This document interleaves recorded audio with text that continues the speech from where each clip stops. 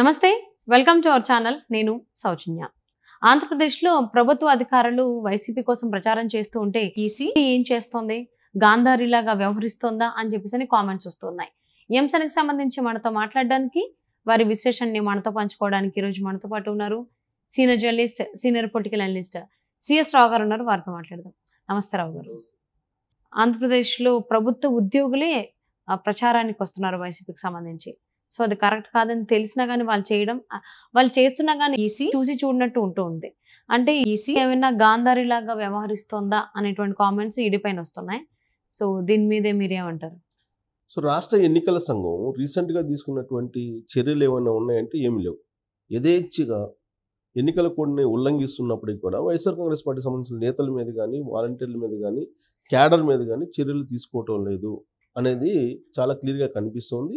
Plus law and order ఏదైతే ఉందో ఆ లా అండ్ ఆర్డర్ను కూడా ఎన్నికల కమిషన్ కంట్రోల్లో పెట్టలేకపోతుంది. సాధారణంగా ఎన్నికల కోడ్ వచ్చిన తర్వాత ఎన్నికల కమిషన్ ఆధ్వర్యంలోకి వెళ్ళిపోతుంది యంత్రాంగం మొత్తం కూడా. సో యంత్రాంగాన్ని నియంత్రించాల్సిన బాధ్యత ఎన్నికల కమిషన్ మీద ఉంటుంది. అలాంటి ఎన్నికల కమిషన్ ఇప్పుడు కళ్ళకి గంతలు కట్టుకొని గాంధారి పాత్ర పోషిస్తుందా అనేటువంటి అనుమానం అయితే కలుగుతుంది. దీని మీద తెలుగుదేశం పార్టీకి సంబంధించిన లీడర్లు కానీ జనసేన కానీ అనేకమైనటువంటి కంప్లైంట్ చేశారు. ప్రధానంగా ప్రభుత్వ ఉద్యోగులు ఏ పార్టీ తరఫు నుంచి ప్రచారం చేయకూడదు అనేది ఒక కండిషన్ ఉంది.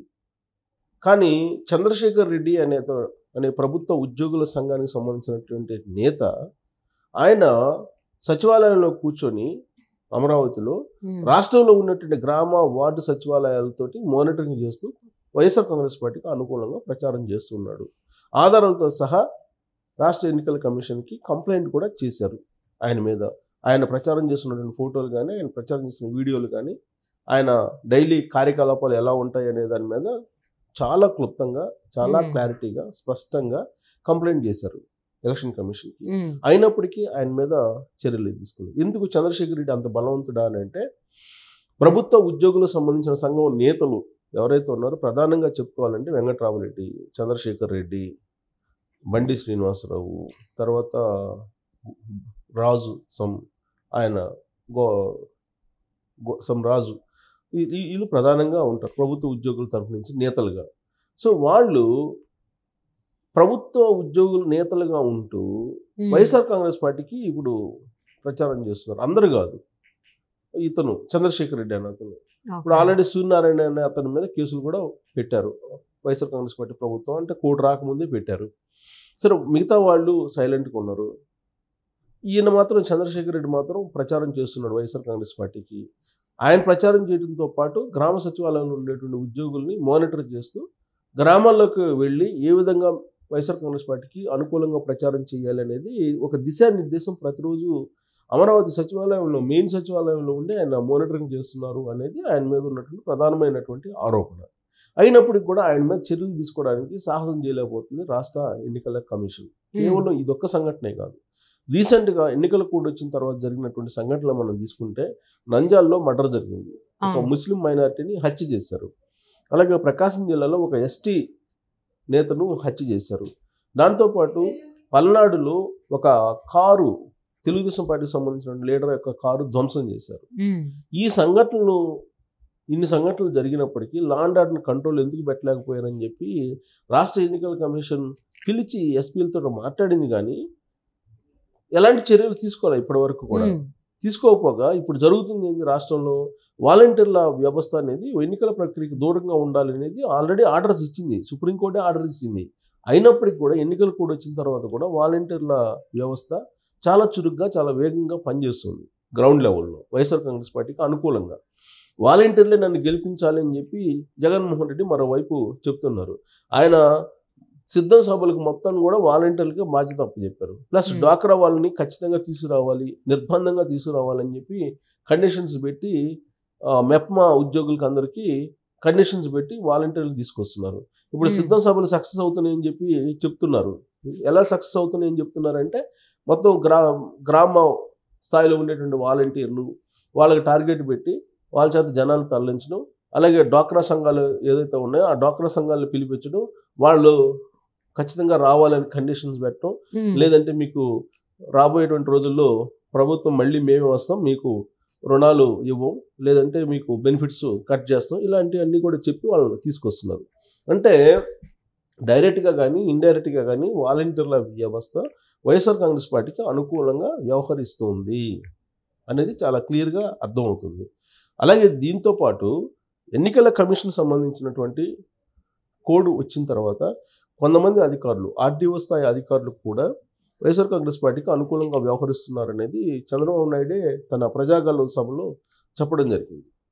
సో ఇన్ని జరుగుతున్నప్పటికీ కూడా గాంధారి పాత్ర పోషించకపోతే రాష్ట్ర ఎన్నికల కమిషన్ మరి వాళ్ళ మీద చర్యలు తీసుకోలేదు.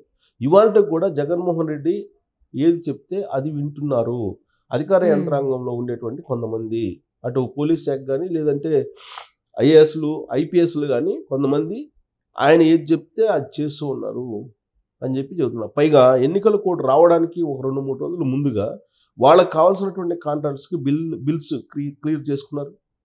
అలాగే వాళ్ళకి కావాల్సినటువంటి ఉద్యోగులకి పదోన్నతుల కోసం ఫైల్స్ అప్పటికప్పుడు మూవ్ చేసుకున్నారు. నిబంధనలకు విరుద్ధంగా పదోన్నతులు కల్పించారు. తర్వాత పెండింగ్లో ఉన్నటువంటి బిల్లుల్స్ని చాలా వరకు క్లియర్ చేసుకునే ప్రయత్నం చేశారు. చీకటి చీవోలు ఇవన్నీ కూడా పరిశీలించాల్సినటువంటి రాష్ట్ర ఎన్నికల కమిషను ఏ రోజు కూడా వైఎస్ఆర్ కాంగ్రెస్ పార్టీకి సంబంధించినటువంటి వాళ్ళ మీద చర్యలు తీసుకోలేదు. ప్లస్ ఎమ్మెల్యేలు, ఇప్పుడు MLA contested candidates YSR Congress party వాళ్ళు డైరెక్ట్గా ఓటర్ల దగ్గరికి వెళ్ళి ప్రలోభాలకు గురి చేస్తున్నారు, ప్రలోభ పెడుతూ ఉన్నారు, డబ్బులు పంచుతున్నారు, గిఫ్ట్లు పంచుతున్నారు, వాలంటీర్లు తీసుకొచ్చి ఇవన్నీ కూడా చేస్తున్నారు. వాలంటీర్ల మొబైల్లో అందరూ డేటా ఉంటుంది, వాళ్ళ ఫోన్ నెంబర్లు ఉంటాయి, అవన్నీ గ్యాదర్ చేసి వాళ్ళ ద్వారా ఈ మొత్తాన్ని ఓటర్లు చేరడం ద్వారా వాళ్ళ ద్వారా గిఫ్ట్లు పంచుతున్నటువంటి పరిస్థితి కనిపిస్తుంది. ఇది కళ్ళారా గ్రౌండ్ లెవెల్లో కనిపిస్తూ ఉంటే వాళ్ళని నియంత్రించాల్సినటువంటి రాష్ట్ర ఎన్నికల కమిషను ఒక్క రోజైనా సరే అట్లీస్ట్ కంప్లైంట్ చేసినా కానీ చర్యలు తీసుకోవాలి. అదేమంటే యాప్ ఉంది, సివిజిల్ యాప్ ఉంది, ఆ సివిజి యాప్లో మీరు అప్లోడ్ చేయండి, మేము 100 నిమిషాల్లో మీకు పరిష్కారం చూపిస్తామని చెప్పి చెబుతున్నారు.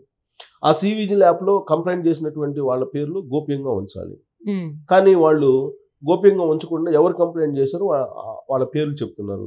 దాంతో వైఎస్ఆర్ కాంగ్రెస్ పార్టీ వాళ్ళు వెళ్ళి వాళ్ళని కొట్టడము లేదంటే వాళ్ళ ఇంటి మీద దాడులు చేయడం జరుగుతున్నాయి. మనం ఈ రీసెంట్గా జరిగినటువంటి దాడులు మనం చూసాం. సత్యాయి జిల్లాలో జరిగింది, అంటే ఉమ్మడి అనంతపురం జిల్లా. ఆ తర్వాత నంద్యాలలో జరిగింది, ఒక ముస్లింని చెప్పు తీసుకొని కొట్టారు. ఆ తర్వాత ఇక్కడేమో చెప్పు తీసుకుని కొడుతున్న పాటు ఇక్కడేమో వాళ్ళ పంటను తగలబెట్టారు. అంటే సివిజిల్ యాప్లో కంప్లైంట్ చేసినటువంటి వాళ్ళ పేర్లు కూడా రివీల్ చేస్తున్నారంటే ఎవరు రివీల్ చేస్తారు? అక్కడ ఉన్నటువంటి ప్రిసైడింగ్ ఆఫీసర్స్గా ఎవరైతే ఉంటారో, జిల్లా ఎన్నికల అధికారి ఎవరు ఉంటారో, లేదా మండల ఎన్నికల అధికారి ఎవరు ఉంటారో, లేదా డివిజన్ ఎన్నికల అధికారి ఎవరు ఉంటారో వాళ్ళే లాగిన్ అయ్యేదానికి అవకాశం ఉంది దాంట్లో సివిజిల్ యాప్లో. సో వాళ్ళు లాగిన్ అయిన తర్వాత ఎవరు కంప్లైంట్ చేస్తారు ఏంటి మొత్తం డీటెయిల్స్ వస్తాయి. అంటే వాళ్ళ ద్వారా లీక్ అయినట్టే కదా. అంటే అధికారులు కూడా కొంతమంది వైఎస్ఆర్ కాంగ్రెస్ పార్టీకి అనుకూలంగా వ్యవహరిస్తున్నారు. దాని కారణంగానే ఈ గోప్యత పోతుంది. ఇంత జరుగుతున్నప్పటికీ కూడా రాష్ట్ర ఎన్నికల కమిషన్ గుడ్డిలాగా కళ్ళకు గంతలు కట్టుకున్న గాంధారి మాదిరిగా వ్యవహరిస్తుంది. మరి దీనికి పరిష్కారం ఎవరు చూపాలంటే కేంద్ర ఎన్నికల సంఘం చూపాలి. కేంద్ర ఎన్నికల సంఘం మరి ఇంతవరకు యాక్షన్ అయితే తీసుకోలేదు. ఆయన ఏదో ముగ్గురిని ఒక మంచి ఎఫిషియెంట్ అధికారులు పంపిస్తున్నాం, వచ్చే వారం వస్తారంటున్నారు. వచ్చే వారం ఏమన్నా చర్యలు వీటన్నిటి మీద తీసుకుంటారా లేదా అనేది మనం చూడాలి. ఇప్పటివరకు అయితే రాష్ట్ర ఎన్నికల కమిషన్ వైఎస్ఆర్ కాంగ్రెస్ పార్టీకి సంబంధించినటువంటి వాళ్ళ మీద ఎన్ని దాష్టికాలు చేసినా కానీ వాళ్ళు చర్యలు అయితే తీసుకోవట్లేదని చెప్పి తెలుగుదేశం పార్టీ కంప్లైంట్ చేసినటువంటి సందర్భాలు అనేకం ఉన్నాయి. కానీ పరిష్కారాలు మాత్రం లేదు, చర్యలు లేవు. అంటే ఆల్రెడీ ఈడీ ప్రకటించడం జరిగింది కదా, అనౌన్స్మెంట్ కూడా చేసింది ఎవరైతే కోడ్ ఉల్లంఘిస్తారో వేటి తప్పదు అని. కానీ ఇక్కడ ఆంధ్రప్రదేశ్లో ఎందుకు అటువైపుగా అడుగులు వేయట్లేదు? అట్లీస్ట్ రాబోయేటువంటి రోజుల్లో అయినా కఠినంగా వ్యవహరిస్తుంది, కోడ్ ఉల్లంఘిస్తా అని చెప్పి ఆశిద్దామండి. And thank you so much for spending your valuable time with us, CS Rao గారు.